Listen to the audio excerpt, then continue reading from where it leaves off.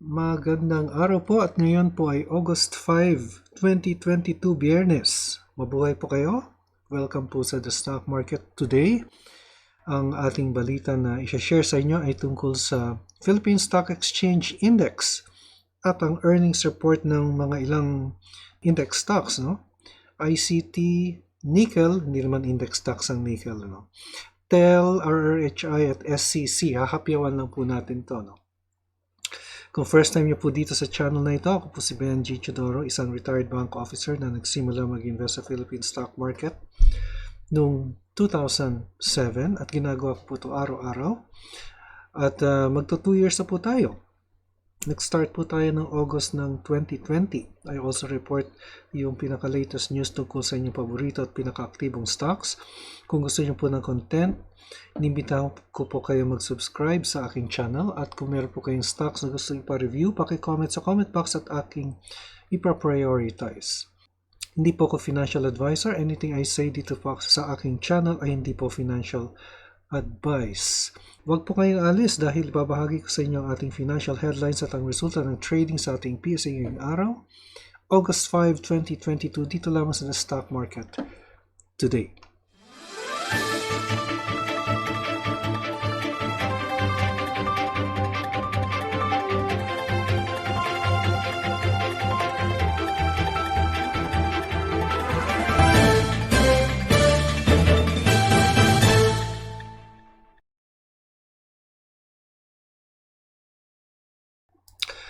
Okay, punta po tayo sa ating financial headlines at galing po ito ng Business World.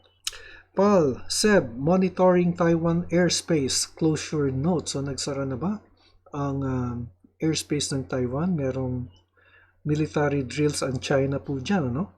San Miguel income up 24% to 33 billion on volume growth.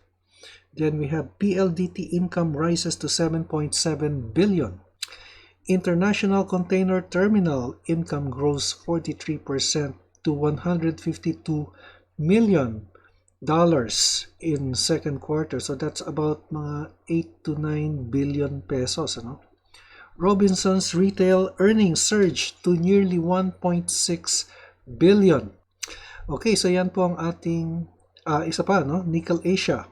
Profit up 40% on higher oil prices. So mamaya silipin po natin ang nickel. And let's now go to our main news. Galing po ito ng Philstar. PSEI or PSE index ends at near 2-month high. Okay, from Philstar, stocks advanced anew yesterday with the main index closing at a near 2-month high as investors were encouraged by positive corporate earnings in the second quarter. The benchmark Philippine Stock Exchange Index finished at 6483.11, up 83.03 points or 0.82%, while the broader all-share index gained 24.93 points or 0.73% to close at 3461.76 at the Pring All-Share Index.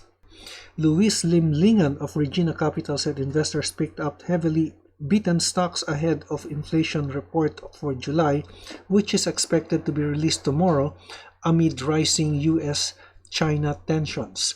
Total value turnover, meanwhile, reached 5.842 billion.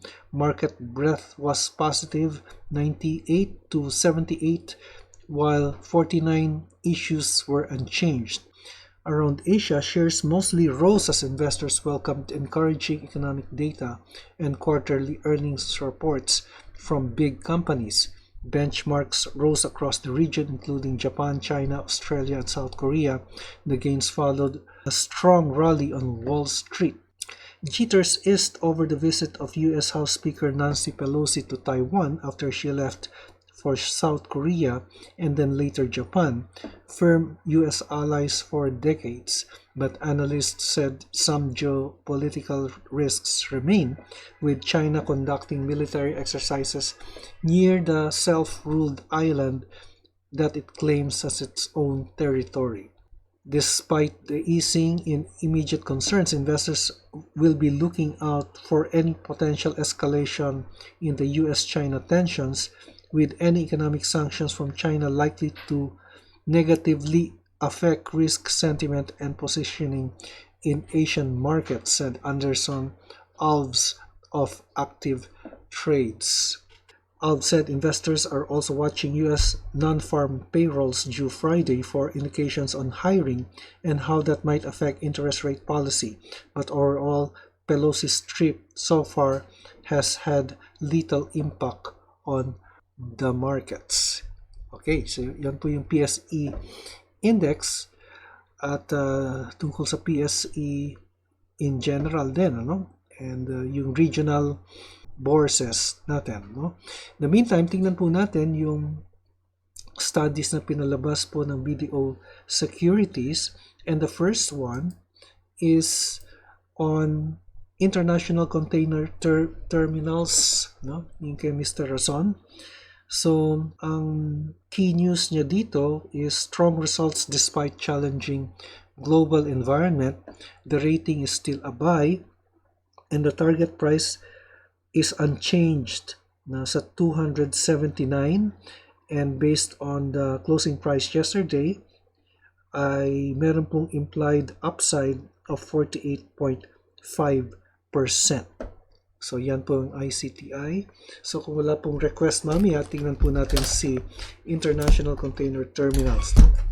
And then the next is NIKL Asia. Maintain buy on elevated nickel prices supporting earnings. So, the rating is a buy. Target price is 7 pesos 10 centavos, pero a slight decrease, no, from the previous 7.20. So, 10 centavos decline in the target price, and based on the closing price yesterday of 583, the implied upside is 21.8%. Okay, PLDT is a maintained buy with a target price of 2,190, down 100 pesos from the previous target price of 2290, no? Pero buy pa rin siya, and based on the closing price yesterday, there's an implied upside of 24.4%.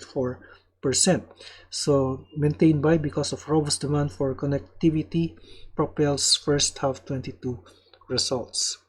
And then we have Robinson's Retail Holdings, no? RRHI. Mamaya tingnan din natin si RRHI. Pent up discretionary spending buoyed top line. The rating is a buy. Target price remains at 76. Closing price of yesterday is 79.70, or an implied upside of 27.3%. Finally, we have Semirara. So, ito tumataas din to eh. And sabi ko nga, in the previous days, kailangan i-update. At ito na po yung update, no? Kasi the last update was August or May 11 pa, no? So, this August 5, ang headline niya dito ay high call prices largely priced in, and first half 22 earnings beat but slower growth seen in second half.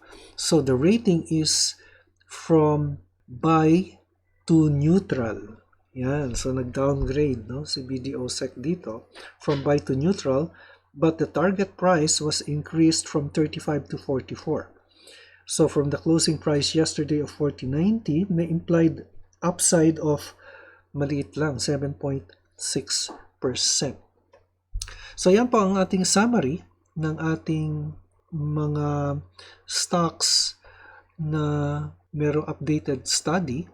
At kung meron po kayong request ay lagay lang po sa comment box, ano, para ma-include po natin mamaya. But in the meantime, we'll be taking a look at the ICTI, NIKL Asia, and PLDT, Robinsons, and Semirara. So that's 1, 2, 3, 4, 5 stocks ang i-analyze natin mamaya. Okay, so tingnan natin ang nangyari sa PSE index. Okay, so tingnan natin ang index. Bumaba po siya ng 77.61 points at nasa 6405.50 or 1.20% down ang ating PSE index. Pero ang ating mga indicators ay from short to bullish, short to midterm, ay bullish pa rin po, no? RSI nasa itaas, nasa 54.56. Yung ating sectoral or market activity, 108 companies ang bumaba, 66 ang umabante at 49 ang hindi nagbago. Okay, yung all share index din ay bumaba, nasa 0.86% down. Yung lahat ng sectoral indices ay in the red pa rin, ano? At ito ay pinangunahan ng services na or properties na bumaba ng 0.73%. So, tingnan natin yung inyong comments. So, sabi ni Raquel Robrigado, thank you sir, nag-aaral pa lang po ako. God bless, subscribe na po. Naku, thank you po. Maraming po salamat. Sana mayroon po kayong matutunan, no? From time to time ay papasok po tayo ng mga basic concepts. Tingnan natin yung ating mga most active stocks, ano? Ito po yung nakikita natin. It's SECB, no? Pero tingnan natin yung mga merong earnings report, ano? So, si ICT, NIKL, TEL, RRHI, SEC, at saka SECB ang ating i-review today. So, unahin po natin si ICT. Okay. So, ICT, okay, bumaba siya ng 3.30 centavos. Yung earnings report po niya ay kumita naman po, no?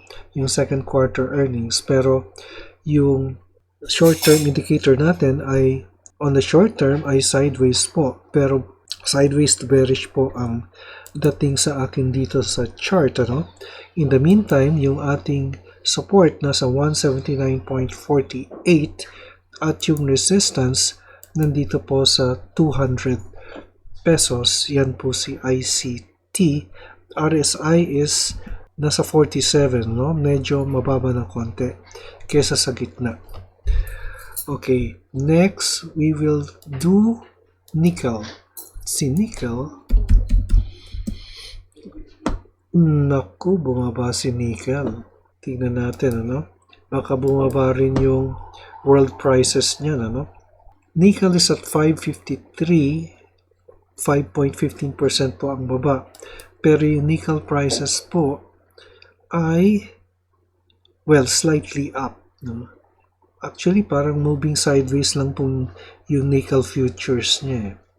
So, it's slightly up. Pero down po yung nickel itself, ano? So, yung pinaka-support, subukan nga natin yung SNR. Yan, ang pinaka-support po niyan nasa 498. Yung higher support is at 548, no? Ngayon, yung lower resistance nasa 6.04. Support and resistance, di po yan exact points, but these are areas. In general, bearish to sideways po si nickel. And then, yung next po natin ay si TEL. TEL is, bumaba siya, no? Nasa 50 pesos ang baba, nasa 17.10 ngayon, pero meron po siyang dividends, ano? Meron siyang special dividends na 28 at regular dividends na 47, 75 pesos all in all. Ang dividendo ni TEL, payment date is September 5. Ang ex-date ay August 15, so pwede po kayong bumili ng TEL, no? Up to, hindi na pwede. Ex-date pala is 15, so dapat bumili kayo ngayon para umabot po kayo sa dividendo. Hindi na po kayo, hindi, aabot pa. August 8 lang pala sa Monday. Pwede pa kayo. So, 75 pesos po, that's about 4% dividend yield.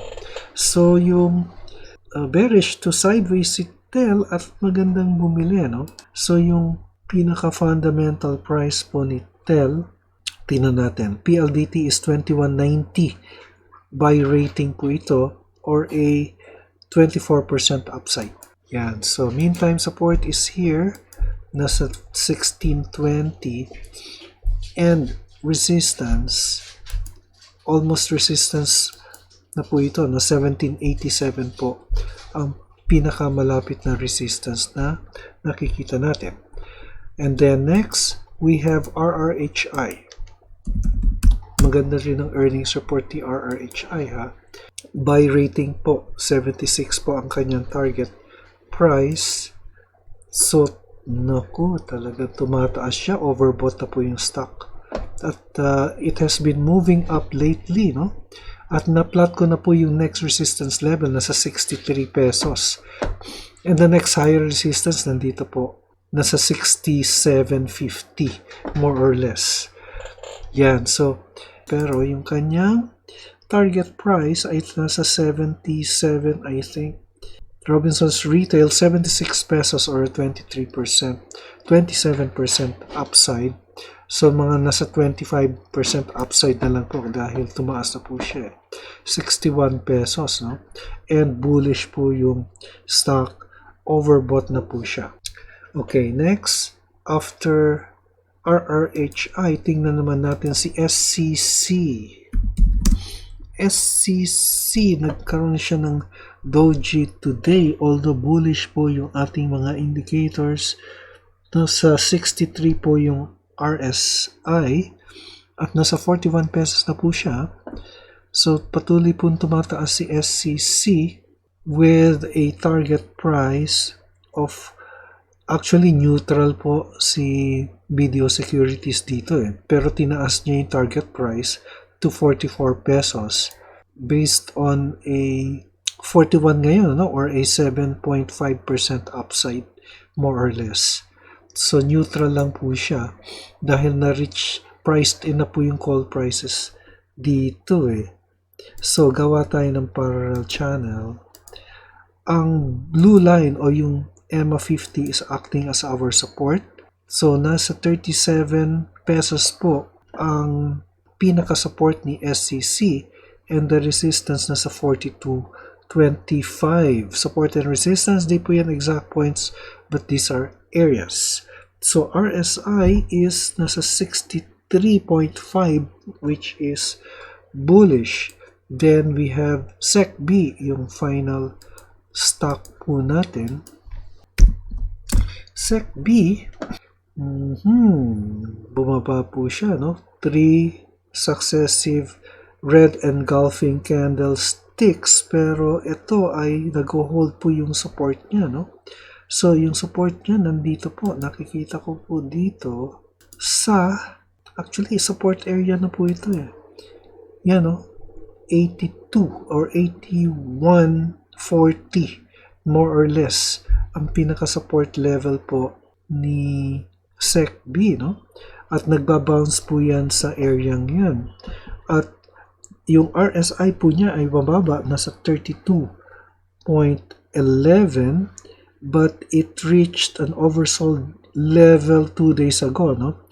Nasa 28.15 oversold. Fundamentally, ng SECB o Security Bank ay meron pong buy rating with a fundamental price of 132 per share or a 61% upside, more or less. So yan po, no? Nasa mababa po yung support area, nasa 81.40 more or less, and the resistance nasa 93.50 to 93.60. Okay, so yan po ang ating report sa stock market, ika-5 ng Agosto. So mukhang nag-profit taking po siya today, no?